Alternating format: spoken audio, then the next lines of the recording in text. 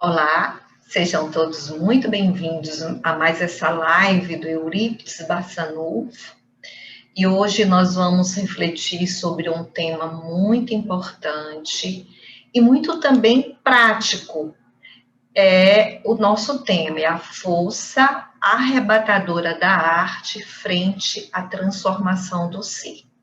Então, a primeira coisa que nos cabe é compreender o objetivo desse tema e delimitá-lo, porque realmente ele é muito amplo. Então, esse tema nos leva a buscar a arte como um canal na transformação do ser, em nossas transformações, entendendo como transformação essa melhoria moral que nos cabe realizar a cada dia, buscando a conexão com Deus, buscando a conexão com o divino que existe em nós. E a primeira coisa que nós temos que alinhar é o significado de arte, que é quase um significado intuitivo, mas para que possamos desenvolver as nossas reflexões sobre esse tema, precisamos alinhar essa concepção. Existe uma definição que é a clássica do dicionário, que nos diz que a arte pode ser entendida como a atividade humana ligada às manifestações de ordem estética ou comunicativa e é realizada por meio de uma grande variedade de linguagens. E essas linguagens são os vários tipos de arte que nós conhecemos: arquitetura, desenho, escultura, pintura, música, dança, teatro, cinema. Então, nós verificamos que esse conceito ele está ligado à comunicação e está ligado ao belo, está ligado a uma ordem estética. Só que nós precisamos ampliar esse raciocínio e sentir o que a arte significa em nossas vidas de forma mais geral. Então, nós poderíamos também refletir a arte como uma forma de comunicação, que nós podemos dizer plena, difusa. Por que difusa? Porque quando nós pensamos em comunicação, nós associamos aos órgãos do sentido, né? Então, você fala, você escreve, você capta através do olho, você escuta pelos canais da audição. E nós vamos começar a perceber a arte de forma mais difusa. É como um sentimento que está além dos cinco sentidos que nós possuímos. Então, seria a capacidade de nos comunicar através do sentimento, se é que nós podemos nos expressar assim. É como se, através da arte, nós entrássemos em comunicação direta com a alma, com as nossas essências. Tem uma frase que eu gosto muito e que é muito recorrente nas escrituras, desde o Antigo Testamento até o Novo Testamento. É uma frase de Isaías e ela é bem metafórica e é muito bom para ser sentida e percebida em termos do que significa arte em nossas vidas. Então, Isaías gostava muito de uma expressão que diz: é ouvir com os ouvidos, olhar com os olhos, mas compreender com o coração. Essa frase ela é várias vezes referendada por Jesus, quando ele nos alerta sobre a questão de não endurecermos os nossos corações, para que a lei, para que seus ensinamentos não fiquem só no cognitivo, ou seja, é preciso ir além. É claro que nós captamos com os olhos, escutamos com os ouvidos, mas é preciso que essa compreensão se estabeleça além da cognição, além de nossa capacidade de ver, de ouvir. É preciso que o coração entre nesse processo, ou seja, que o sentimento esteja envolvido para que o saber, para que este conhecimento, no caso, o nosso conhecimento, são as palavras de verdade e vida, possam transformar as nossas existências, transformar o ser, que é exatamente o tema que nós vamos aqui refletir acerca de como a arte pode nos ajudar nessa transformação. Então, nós verificamos que essa frase que Jesus sempre nos fala, e ele traz Isaías mostrando exatamente como toda essa trajetória de Deus, das revelações divinas estão encadeadas, ele resgata essa frase, e essa frase nos ajuda muito a entender o significado da arte nesse processo de transformação do ser. Porque no momento em que a arte nos desperta a sensibilidade, nos toca as fibras mais íntimas do sentimento, ela nos prepara para que esse conhecimento que nós buscamos, no caso, os princípios do cristianismo, e lembrando que nós vamos falar da arte nessa conotação de nos ligar com o divino, de nos transformar, de nos ajudar nesse processo evolutivo. Então, essa frase, ela traduz muito bem como a arte pode nos ajudar nesse processo.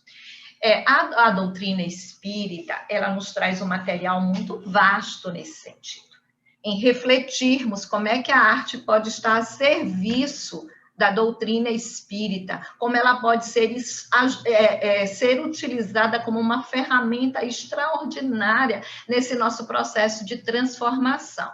E nós vamos pensar algumas passagens das obras fundamentais do Espiritismo, no caso, as obras escritas por Allan Kardec, para que vejamos que material extraordinário é essa literatura, que é a base de tudo que nós vemos dentro da doutrina, que são os fundamentos da ciência espírita, como ela pode nos ajudar a entender a forma como a arte pode nos ajudar nesse processo de transformação, já que esse é o propósito de nossas reflexões hoje.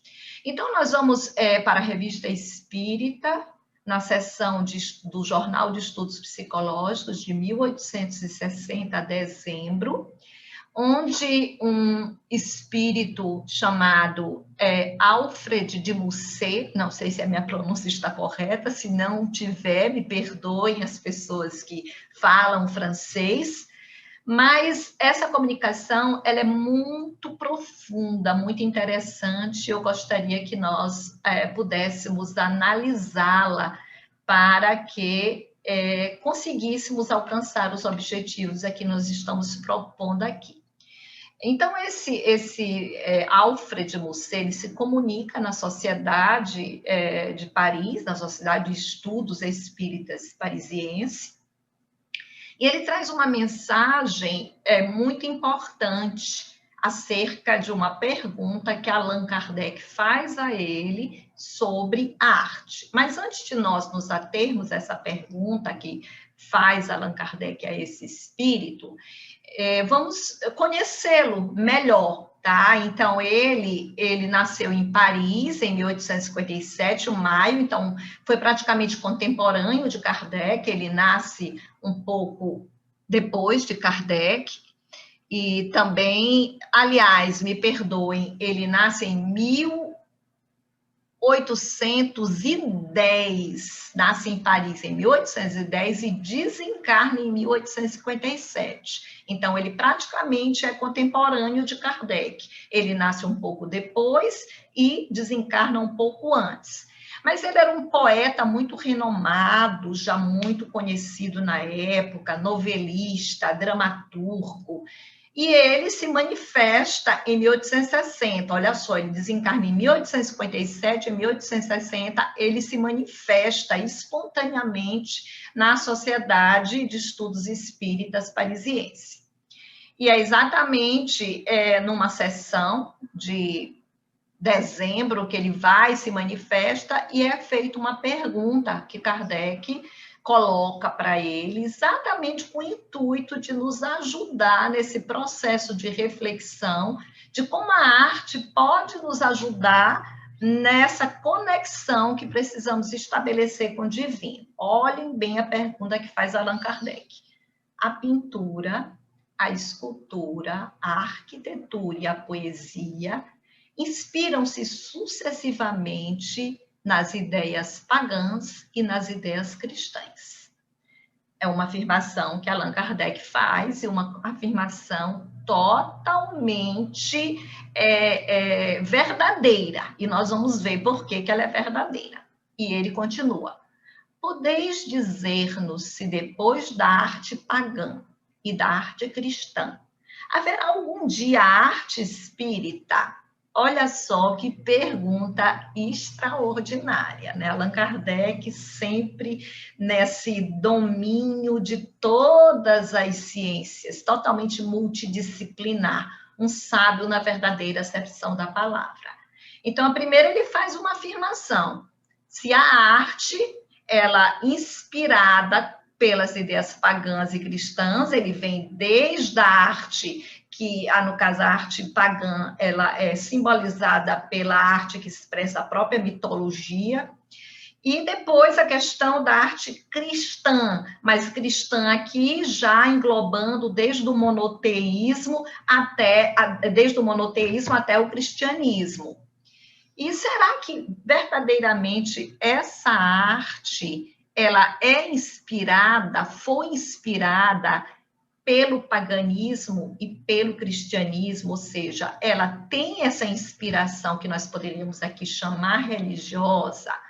Então, acho que essa resposta ela fica bem fácil de ser respondida, ela fica bem fácil de ser dada quando nós nos lembramos da riqueza da arte grega, que expressa toda esse paganismo, né? Toda essa mitologia grega, que, na verdade, é um relato metafórico sobre as grandes verdades que nos cercam, desde a divindade representada pelas diversas forças, até mesmo os padrões, os níveis de morada dos espíritos, e é representada por essa arte extraordinária.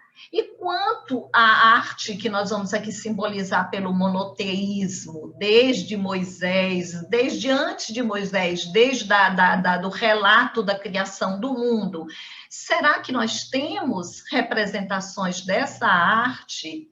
E, obviamente, que vamos dizer que sim.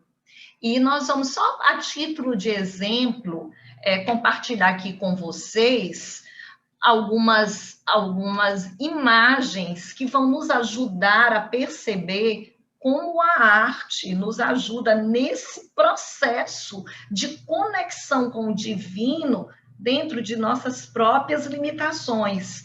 Ou seja, desde toda a história da humanidade, qual a nossa percepção de Deus, como nós o sentimos, porque nós sabemos que essa percepção, ela se aprimora. Então, eu gostaria que nós analisássemos essa imagem, que é uma obra de arte muito tradicional e que todos conhecemos, mas que às vezes não paramos para apreciá-la e para sentir o significado. Então, eu vou aqui compartilhar com vocês. Então, vocês olham aí que essa tela significa criação. É uma tela que está na Capela Sistina, do nosso Michelangelo, né, que nos contribui muito aí nesse processo de relatar através da arte todo esse conhecimento que nos é passado e revelado através das revelações. Nesse caso aqui, nós estamos na primeira revelação, simbolizada por Moisés. E aqui nós temos a imagem que nos remete ao relato da criação. E nós percebemos que uma imagem, ela vai alcançar milhares de palavras. E ela tem um significado que vai nos falar ao sentimento. É a metáfora que vai além da visão e nos faz pensar.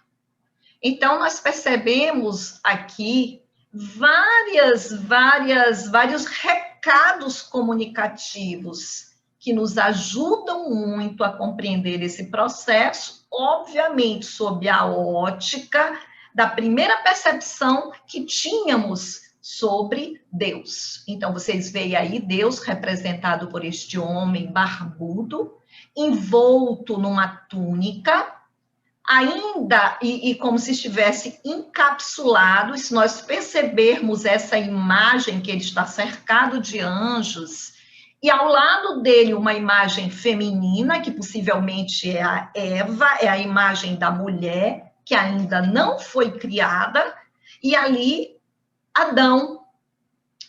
E você percebe que o braço de Adão parece muito com o braço de Deus. E essa conexão entre os dedos, que pode representar a meta de nos conectarmos a Deus. E essa similaridade nos leva à questão da imagem e semelhança de Deus que a Bíblia relata. Se nós formos perceber essa cápsula, ela tem a imagem de um cérebro, o que nos remete à questão da inteligência, que é o maior atributo do espírito, a racionalidade. Enfim, você percebe também, bem aqui, olha, um tipo de tecido verde que estaria simbolizando o cordão umbilical, a ligação, a nossa eterna ligação com o divino. Então, a tela, como toda arte, ela vai nos levar a uma série de informações que precisam ser captadas, não só com os olhos, no caso de uma tela, ou com os ouvidos, no caso de uma música, mas deve nos chegar além, ela deve nos atingir, alcançar o raciocínio. Então, vejamos bem isso só para dar um exemplo, e nós teríamos vários e vários outros exemplos nesse sentido. Uma outra obra de Michelangelo, Moisés. Vamos lá, vamos pegar aqui Moisés rapidamente. Eu sei que o nosso tempo é pequeno, mas é tão envolvente, é tão empolgante o tema, no caso aqui também de Michelangelo. Então, estamos aí. Olha que coisa maravilhosa. O quanto nós podemos conhecer da personalidade de Moisés através dessa escultura. Mármore, mas que consegue ter uma leveza extraordinária. Então, você vê a austeridade, você vê ele ali ao lado com a tábua dos 10 mandamentos, essa ligação que ele tem, essa postura de fidelidade a Deus e de, ao mesmo tempo, austeridade diante dos homens.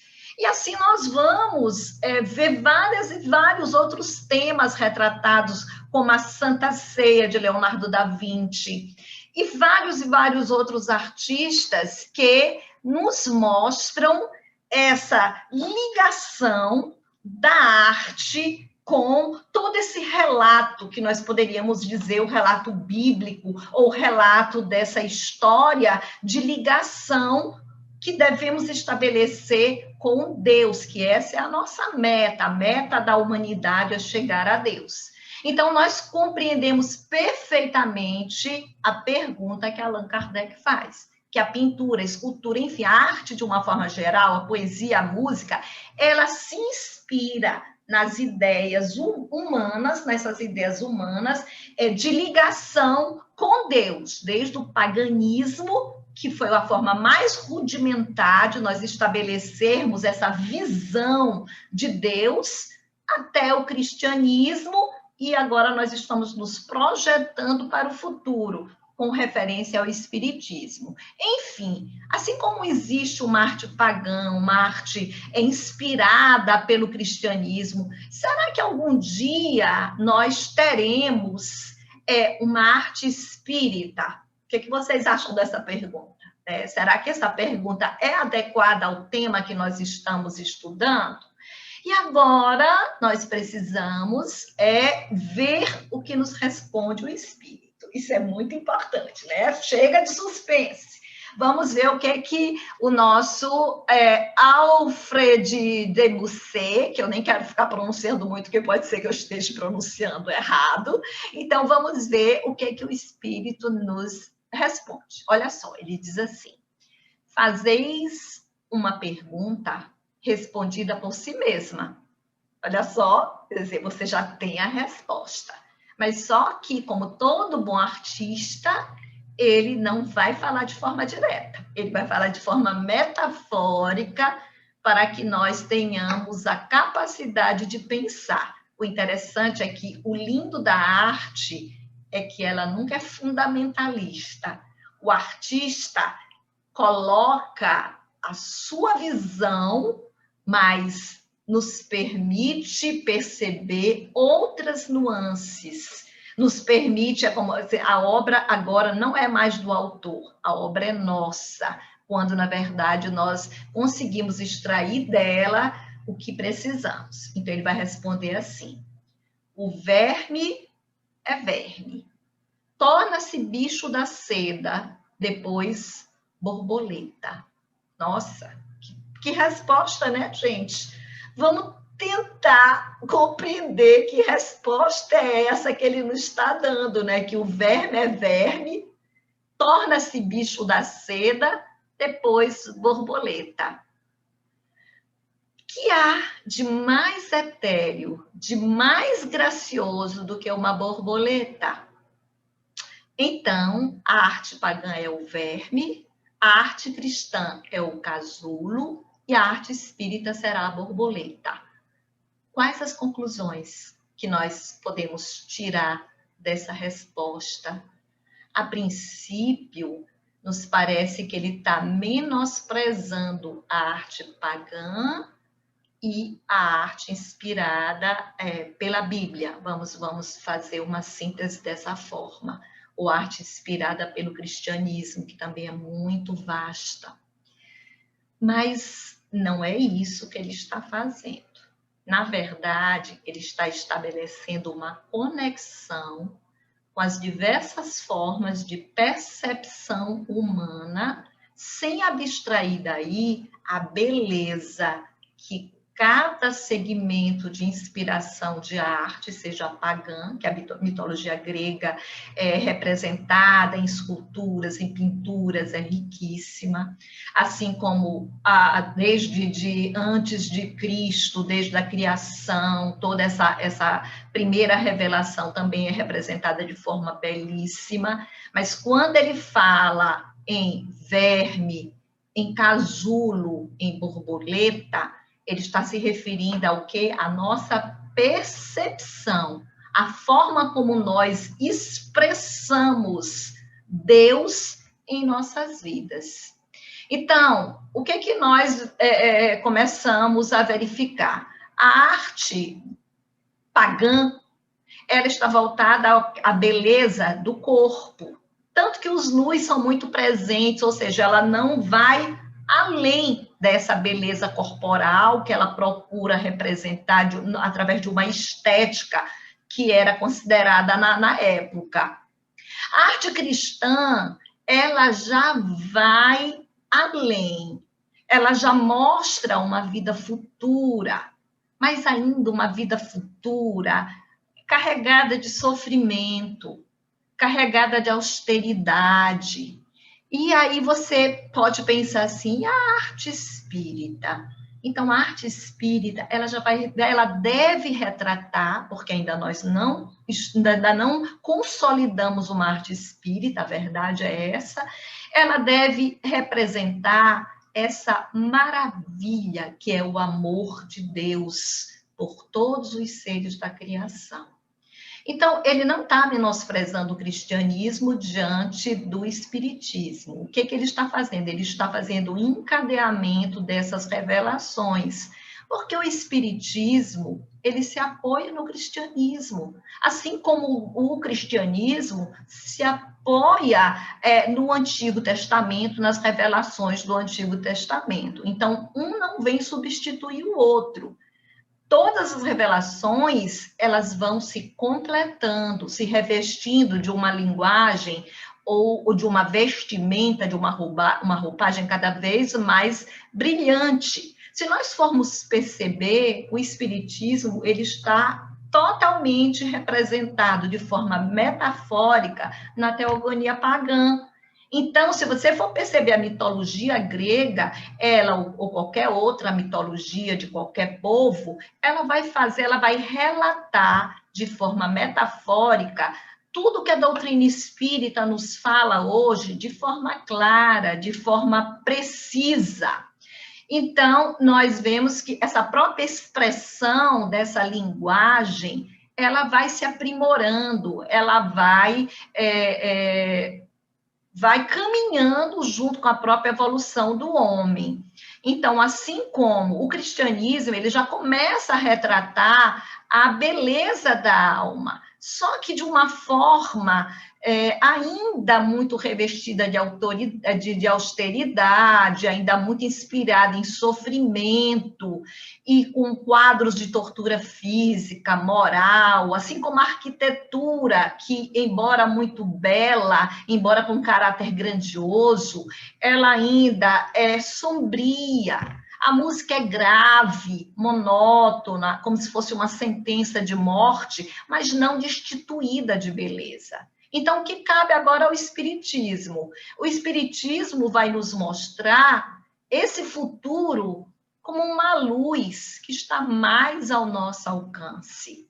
É a felicidade que está mais perto de nós, que está ao nosso lado, que se encontra nos próprios seres que nos cercam e com os quais nós podemos estabelecer uma comunicação.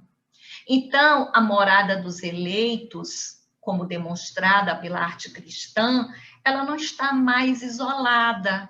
Agora existe uma solidariedade incessante entre o céu e a terra. Então, Deus agora não está mais distante de nós, ele está nesse amor que nós conseguimos direcionar a todas as criaturas, esse amor recíproco. Então, nós percebemos que o Espiritismo, ele abre para a arte um campo novo, imenso, mas que ainda não está explorado. O que nós precisamos fazer enquanto espíritas para desenvolvermos essa arte à altura de sua inspiração, que é tudo que nos revela a doutrina espírita? Então, é trabalhar com convicção, é fazer como fizeram os cristãos, que colheram inspirações sublimes para produzirem obras de artes extraordinárias. Então, nós poderíamos afirmar que a arte espírita será um dia, ainda não é, uma arte nova, porque vai retratar toda essa maravilha que o Espiritismo nos revela e que dará um cunho de genialidade a todas essas produções. Só a título ainda de reflexão sobre outros tópicos acerca da arte dentro da doutrina espírita, lembremos-nos da questão da inspiração. Como todo artista é inspirado e como o Espiritismo desvenda essa ligação do artista na produção artística com a conexão com os espíritos. Vejamos só, no livro dos médiuns, quando Allan Kardec vai tratar dos médiuns especiais para efeitos intelectuais, que está lá na segunda parte, no capítulo 16º, ele fala dos médiuns pintores ou desenhistas e dos médiuns músicos. Olha só, não é um canal para que nós possamos estabelecer uma conexão entre os artistas que estão no plano espiritual e que querem continuar a manifestar as suas obras, nos ajudando nesse processo de despertar da sensibilidade. Nos lembremos também de uma pergunta que é feita no Livro dos Espíritos, mais especificamente a pergunta 521. Podem certos espíritos auxiliar o progresso das artes, protegendo os que a elas se dedicam? Olha só que pergunta fantástica para a nossa reflexão. Será que certos espíritos podem auxiliar o progresso das artes? E a resposta é afirmativa. Ele diz que há espíritos protetores especiais e que assistem os que os invocam quando dignos dessa assistência. E a gente pensa, qual o caráter prático dessa pergunta para o desenvolvimento de uma arte espírita? É que nós podemos estabelecer essa conexão na produção da arte, pedir que esses espíritos nos auxiliem. Tem também uma outra pergunta aqui muito interessante que nós tiramos da Revista Espírita de 1860, ainda dessa comunicação de Alfred de Musset, em que foi a média senhorita Eugênie, em que ele pergunta, olha só, qual será a influência da poesia no espiritismo? E quando a gente fala de poesia, poderemos também estender a pergunta para as outras artes. E ele responde de forma belíssima, a poesia é o bálsamo que se aplica sobre as chagas. Olha que resposta, você percebe o quanto poético é esse espírito, claro, retratando esse dom que ele tem da poesia. Então, a poesia é o bálsamo que se aplica sobre as chagas. É como se fosse um manar celeste. Então, vamos ver também, retirada de uma outra comunicação da Revista Espírita de 1860, e eu gostaria de colocar algumas frases para nossa reflexão, e que trata exatamente sobre a arte. Então, ele diz assim, com efeito, o sublime da arte é falar a alma. Olha que frase espetacular. Então, a arte é uma linguagem que se estabelece diretamente com as nossas essências eternas. Ela extrapola os sentidos, como nós vimos no começo de nossas reflexões.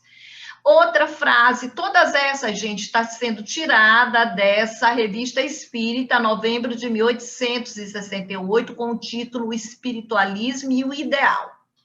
E ele tem mais aqui, nos diz, o belo ideal não está no mundo material. O belo ideal não está no mundo material, olha só. Enquanto nós estamos retratando a arte do mundo material, belíssima, mas nós podemos ir além, retratar a beleza verdadeira que está no mundo espiritual. Então, aqui mais um pouco. A época em que a fé religiosa era ardente e sincera é também aquela em que a arte religiosa produziu as mais belas obras-primas. Não é, pois, de admirar se a arte religiosa esteja em plena decadência. Por que a arte religiosa está em plena decadência? Não é que falte talento, o que está faltando é sentimento. Olha só, mais uma deixa, mais uma, vamos dizer assim, em linguagem atual, uma dica para a produção de uma arte espírita que retrate essa beleza que nós devemos buscar no plano espiritual. Outra frase memorável: as obras de arte não cativam, senão quando fazem pensar. Olha só, que coisa maravilhosa. Então, a arte precisa nos levar a pensar, a construir esse conhecimento regado pelo sentimento e que nos proporcione essa oportunidade de mudança. Aí nós vamos ver que todo esse espiritualismo racional que nos franqueia o espiritismo, nos leva ao desenvolvimento dessa arte. E assim, ele também nos fala de forma muito poética, porque nós sabemos que o espiritismo, ele combate o materialismo. Ele combate porque acha que o materialismo é a forma em que nos afastamos de Deus. E aqui, o senhor Shansen, nessa sessão da Revista Espírita, diz assim de forma muito linda: assim como o materialismo despoetiza a vida, olha só, gente, que lindo, o materialismo, ele despoetiza a vida, ele tira o encantamento da vida. Então, a frase completa: assim como o materialismo despoetiza a vida, e se dá o cruel prazer de desencantar o homem, tirando-lhe toda a esperança. Ou seja, o cruel prazer de desencantar o homem. As doutrinas espiritualistas, ao contrário, abrem em todos os sentidos a vida, as nobres aspirações. Então, a doutrina espiritualista abre os nossos sentidos. Não há um belo ideal do qual as mais belas criações humanas não passam de pálidos reflexos. Esse belo ideal que nós buscamos através da doutrina espírita e que podemos representar através da música, através da poesia, através do teatro, enfim, aguçando todos os sentidos do ser. E aí nós voltamos à frase original, que deve ser como uma referência para a nossa busca do conhecimento espírita. Olhar com os olhos, ouvir com os ouvidos, mas, sobretudo, compreender com o coração. Que a arte seja para nós esse fertilizante, esse potencializador dos nossos sentimentos, para que a semente que nos caia, seja através de qualquer canal do sentido, ela possa florescer através do nosso sentimento e possa produzir frutos. Que Jesus nos abençoe e que nós possamos, de alguma forma, buscar através da arte essa possibilidade de nos conectarmos com Deus imanente em nossas vidas. Muita paz.